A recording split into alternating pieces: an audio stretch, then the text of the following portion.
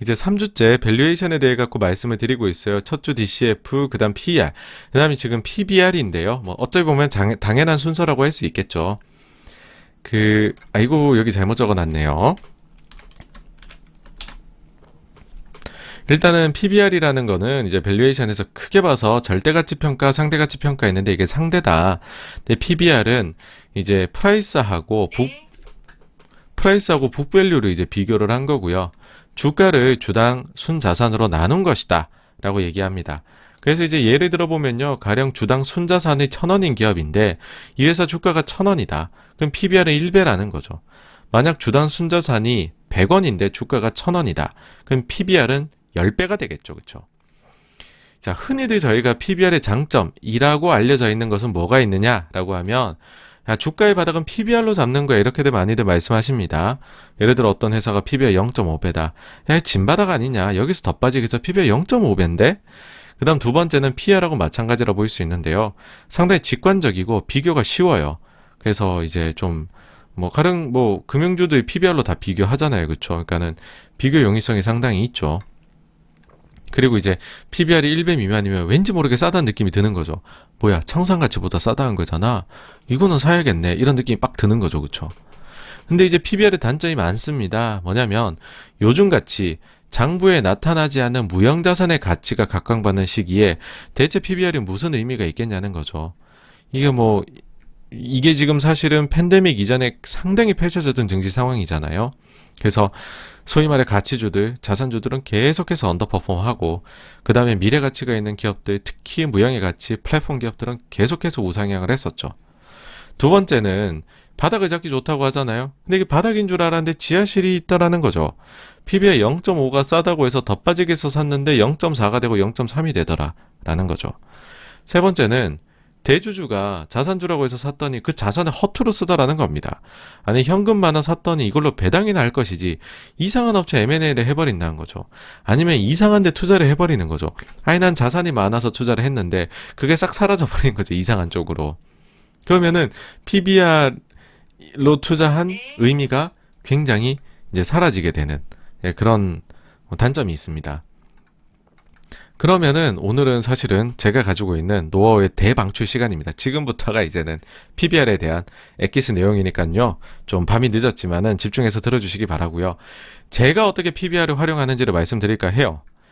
제가 볼 때 PBR은 딱 하나입니다. 담배꽁초 투자에 용이합니다. 그러니까는 담배꽁초 투자, 그러니까는 이거는 대단히 저희가 먹을 게 있는 건 아니지만은 이거는 또 이제 먹을 가능성이 굉장히 많은 그런 투자라는 거죠. 특히 이제 자산주일 때 이런 투자 용이하다는 건데, 단계가 나눠져요. 저는 이제 이렇게 합니다. 첫 번째 단계는 아무리 저 PBR이라 하더라도 부채 비율이 100이 넘어가면 버려버립니다. 아니, 자산주를 보는데 부채 비율이 더 높다? 아니, 그러면 그건 이미 제가 볼 땐 자산주가 아닌 거죠. 부채 비율이 더 높은데 그게 어떻게 자산주입니까? 두 번째는요, 아무리 우리가 자산가치 높게 보더라도 적자가 계속 나면 자기 자본이 마이너스가 계속 될 거잖아요. 그럼 자산주가 적자가 심하게 나게 되면, 혹은 연속적으로 나면 자산이 계속 까이겠죠. 그럼 그건 자산주가 아니라는 거죠. 그리고 이것도 버립니다. 그 다음 세 번째는 우리가 자산 평가할 때, 계산할 때 계산식에 조금 변경을 해보자는 거죠. 보통 이제 가장 보수적으로 이렇게 이제 자산주 투자하시면서 스크리닝 하실 때 쓰는 방법이 이거죠. 이제 벤 그레이엄 방식 중에 하나라고 볼 수 있는데, 유동자산에서, 자산도 이제 유동자산, 비유동자산 있잖아요. 부채도 유동부채, 비유동부채 있고. 근데 유동자산에서, 그러니까 자산 중에 유동자산 빼자는 거죠. 부채는 전체를 넣자는 거죠. 그러니까 보수적으로 보자는 겁니다. 유동자산에서 총부채를 빼자. 그렇게 한 이후에 기업가치를 비교를 해주는데, 이 유동자산과 총부채도 조금 안에 내역을 좀 바꿔가지고 수정을 좀 해주자는 거죠. 그러니까 뭐냐면 일단 영업용은 제외하자는 겁니다. 영업에 쓰이는 건데 자산주에서 영업용이 웬 말이냐. 그럼 유동자산에서 뺄 게 뭐겠습니까, 여러분? 매출채권 재고자산 빼야죠. 그 다음에 부채에서는 뭘 빼야 돼요? 매입채무 빼야겠죠. 그쵸? 요렇게 하고 한 비교를 해보자는 거죠. 근데 요렇게 해놓고서는 내가 가지고 있는 소위 말해서 투자 가치가 있는 좀 자산이 비유동에 속해 있는 게 빠지면 좀 억울하잖아요. 현금화가 어떻게 보면 쉬운 것들인데, 그런 거는 또 추가해주자는 겁니다. 그것도 비유동 중에서 제일 많은 게 그거겠죠. 우리나라는 또 제조업이 많으니까는 건물, 뭐 아니면 기계 이런 것들은 또 가치가 빠르게 강가가 일어나는 것들이나 빼고 땅만 보자는 겁니다. 땅만. 다 때려치우고 땅만 보자. 그 다음에는 매도 가능가 같은 이제 금융자산만 보자는 거죠. 예. 요거는 가치에 우리가 추가를 해주자.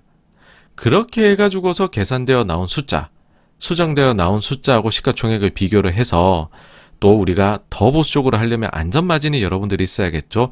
요거를 추가로 확보해보자. 안전마진은 2에서 30% 정도를 주자. 그러니까 요거를 추가로 요 계산돼 나온 숫자에서 할인을 해주자는 거죠. 그러고 시총과 비교하자. 2에서 30%는 뭐에서 나오냐? 유동성에서 나옵니다. 대형주는 20% 해주자는 거고요. 중소형주는 30% 해주자는 거죠. 매매가 사실 이거 여러분들 기관 투자자 되면 이게 현실입니다. 매매하다 보면 내가 사다 보면 중소형주는 10% 올리고 내가 팔다 보면 10% 빠져요. 그러니까 이 정도는 할인을 해줘야죠. 추가로 10% 더 대형주에 비해서는. 어려우시죠. 그쵸. 이게 사실은 전문 투자자분들은 딱 보자마자 느낌 오실 겁니다. 근데 어려우시단 말이죠. 그럼 저희가 예시를 들어드립니다. 자, 예시 실제 했던 겁니다. 실제 제가 회사에서 뭐냐면 2011년도에 삼양통상이라는 회사예요. 회사가 뭐하는지 이런 것들 아실 필요 없습니다. 어떻게 계산식이 펼쳐지느냐만 보시면 되니까. 당시에 이제 주가가 이제 요 정도라서 보면 시총이 여기 한 660억이었어요. 근데 요 회사가 자기 자본은 2천억이 좀 넘어요. PBR이 이때 0.32배였습니다. 순이익은 그 전에 118억이 나왔습니다. 그래서 PR이 5.6배였어요. 근데 이거 안 사던 주식이었습니다. 사람들이 잘. 근데 요게 이제 계산을 해보면 어떻게 되느냐. 제가 지금 말씀드린 것처럼 한번 계산을 해볼게요.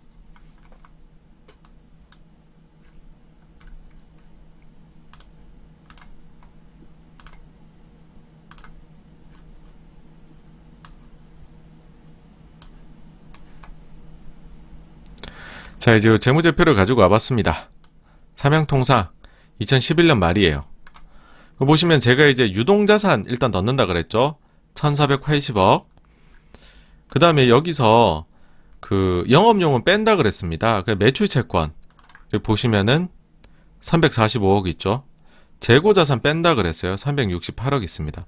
요걸 빼면은 수정 유동자산이 769억이 나옵니다. 그 다음에 총부채를 마이너스 한다고 했죠. 부채 같은 경우에 보시면은 이 회사가 이제 그 총부채가 419억이 있죠. 이 중에서 영업용은 또 뺍니다. 매입채무 빼자 그래서 83억. 그럼 총부채는 합계가 336억 수정이 나옵니다. 그러면 수정한 86번과 마음대로 수정한 유동자산 마이너스 부채는 433억이 되겠죠. 여기다가 비유동자산 중에서 그래도 조금 가치 있는 건 더 해보자 그랬습니다. 첫 번째는 이게 이제 토지죠. 보시면은 여기가 회사가 유형자산 투자부동산이 있습니다. 이게 그러면 여기에서 토지가 어느 정도냐. 그래서 보시면은 투자부동산에서 토지가 305억이 있네요. 그쵸? 요거 더 해주고. 그 다음에 유형자산 중에서 토지가 214억이 있어요. 요거 더 해줍니다. 그러면은 합산이 952억이 있죠. 근데 이거는 누가 봐도 중소형주잖아요. 30% 할인합니다. 그러면은 666억이 나와요. 시가총액 660억. 요거 대비해서 살만하죠. 그쵸?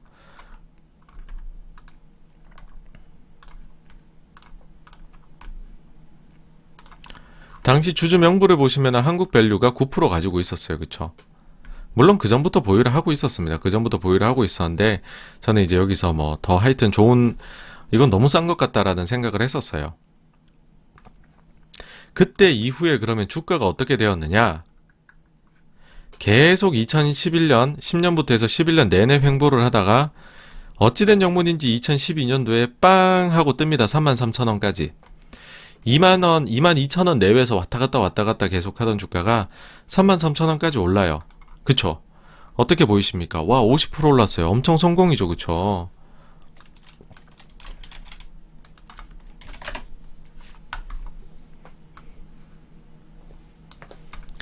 그래서 이제 다음해 1년 지난 뒤에 주주 명부를 보시면은 5% 이상 주주의 한국밸류가 더 이상 없습니다.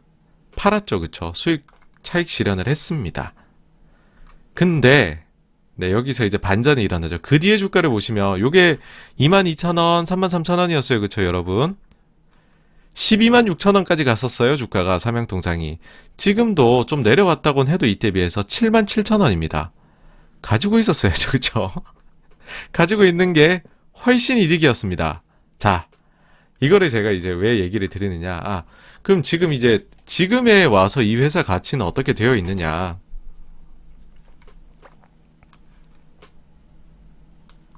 보시면은요, 자기 자본은 이제 3,700억까지 증가를 했고요. 여전히 부채는 거의 없죠, 그렇죠? 부채는 똑같아요. 자본만 늘었어요. 이익은요, 그때 제가 118억이라 말씀드렸죠. 순이익이 250억, 440억, 499억까지로 증가를 했습니다. 엄청나게 회사가 좋아졌어요. 자, 이 얘기를 왜 드리느냐, 이 사례를 왜 가지고 왔느냐. 제가 뭐 이렇게 해서 삼양통상으로요, 분석 잘해서 수익률 잘 나온 것 같고요. 그 말씀을 드리고자 하는 게 아니라, 요 뒤에 거를 말씀드리고 싶은 겁니다. 요런 식으로 PBR 가지고서 제가 이렇게 좀 수정을 좀 가해서 담배꽁초 소위 투자를 했을 때 한계를 말씀드리고 싶어요. 예, 한계가 첫 번째, 매도는 예술의 영역이라는 겁니다. 이렇게 하면 싸게 사는 건 잘할 수가 있어요, 여러분. 근데 이걸 언제 팔아야 될지는, 잘 파는 건지는 아무도 모른다는 겁니다. 특히나 이런 식으로 삼양통상처럼 갑자기 이익 개선이 급격히 나타나는 기업의 경우에 과거만 생각하는 거죠. 과거에는 그래봤자 이익 체력 요 정도밖에 안 되는데 저건 이례적일 거야 해서 너무 빨리 팔아버리는 잘못을 저지르기가 쉽다는 거죠.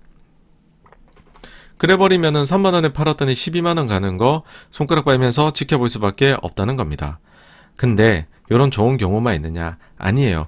사실은 담배꽁초 투자했을 때 삼양통상 같은 사례가 되는 경우가 그렇지 않은 사례보다 훨씬 희귀합니다.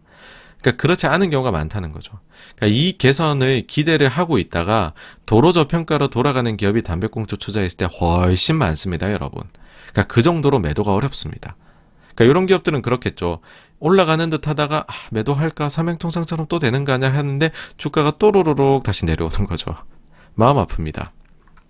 두 번째는요, 요 투자 방법의 한계라는 거는 시간과의 싸움이 될 수 있어요. 그러니까 저평가라는 게 아까 사실 삼양통상도 보셨지만 이게 1년이 되고 2년이 되고 이게 사실은 몇 년이 될지 아무도 몰라요. 그러니까 저평가가 너무 오래 지속될 수 있다는 거죠. 그러니까 거기서 특별히 손해를 보는 거는 없어요. 일단은. 근데 안 오르면서 기회비용은 발생할 수 있는 것도 딴 건 많이 오르니까. 첫째고, 그 다음에 또 시간과의 싸움인데, 이게 두 번째는 잘못하면은요, 내가 참 싸게 샀다고 생각하는데 은근히 큰 손실을 기록하는 구간이 나옵니다. 뭐냐면 PBR 0.3배에 샀어요. 아까 같은 계산법 다 해봤는데 저평가예요. 안전마진 나와야 샀어요. 30% 안전마진 있어 샀어요. 근데 이게 0.3배가 0.2배까지 빠지면 여러분 어떡하실 겁니까? 0.3이 0.2된 별거 아닌 것 같으시죠? 33% 하락하는 겁니다, 주가가. 안전마진은 50% 이상으로 늘어나겠죠. 근데 어쨌든 생각보다 이렇게 샀다고 해서 이게 완전 바텀은 아닐 수도 있어요.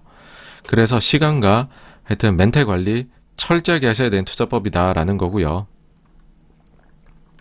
그래서 이제 이런 방법을 저는 현실적으로 썼었어요. 회사에서 일을 할 때에는 이 방식을 사실은 저는 이제 놓치기는 싫더라고요. 저도 어쨌든 이제 가치 투자 지향하고 이게 너무 눈에 보이니까. 그러니까는 이제 이런 기준들을 세워줘. 구체적인 포트폴리오 전략을 할 때는 아무리 이것 중에서 하나가 좋아 보여도 이 담배꽁초 투자법으로 발견하는 기업에 몰빵은 하지 말자. 그랬을 때 내가 받을 정신적 스트레스는 너무 크다. 그 다음에 가급적이면 이거를 포트폴리오 전략 중 일부로 사용하자. 뭐 예를 들면은 이제 포트 전체 중에 30%는 이런 주식들로 채우겠다. 이런 건 가능하다는 거죠. 그리고 이런 식으로 포트의 몇 프로를 채우겠다라고 포트폴리오 전략으로 사용하더라도 이 주식들이 가급적이면 이 포트폴리오 채우는 것들의 중에서 몰빵으로 하지 마시고 요것도 좀 n분의 1로 나눠서 매수를 하자는 거죠. 그러니까 저평가 주식들 여러 개를 해놓으면 n분의 1로 해두면 이것들이 한 번에 다 이렇게 막 재평가를 받는 일은 없겠죠. 근데 이제 정기분포를 그려보면 순차적으로는 받을 수가 있겠죠. 저평가가 해소가. 그러면은 일정 부분 시간과의 싸움 문제가 해소될 수 있는 거 아니냐. 뭐 그런 생각을 했다는 겁니다. 그래서 이런 것들을 조금 펀드에 가미를 해가지고 운영을 했었습니다. 그래서 여러분들도 이제 PBR을 사용하려고 하신다면 이런 조금 뭐랄까요? 좀 그 주의사항을 좀 참고를 하시면 좋지 않을까라고 생각을 합니다. 네. 그리고요, 요거는 좀 여담으로 말씀드리면, PBR 투자하시는 분들 중에서 은근히 그러니까 탐방을 가지 말아야 된다라고 말씀하시는 분도 계세요. 심지어 글로벌 투자자 중에서, 유명한 투자자 중에서요. 왜 그러냐면요, 이렇게 PBR이 낮은 거는 만나보잖아요, 회사를. 사기가 싫어져요. 너무 안 좋거든요, 회사가. 그래서 너무 저평가인 거 알겠는데 탐방을 갔다 보면은 선뜻 못 사게 된다는 거죠. 그래서 정말로 이렇게 숫자만 가지고서 딥밸류 주식들을 매매를 하시는 분들의 특징은 오히려 그 회사에 대해서 조금은 멀리 하세요. 너무 잘 알면 못 사겠다는 거죠. 네. 그런 정도, 그러니까 그렇게 시장이 실화 요소들을 갖추고 있으니까 저평가 그렇게 심한 거겠죠. 그쵸? 네. 뭐 그렇다는 것도 조금 하나 여담으로 말씀을 드리고요. 네, 오늘 PBR 밸류에이션에 대한 내용을 여기까지로 해서 마치도록 하겠습니다.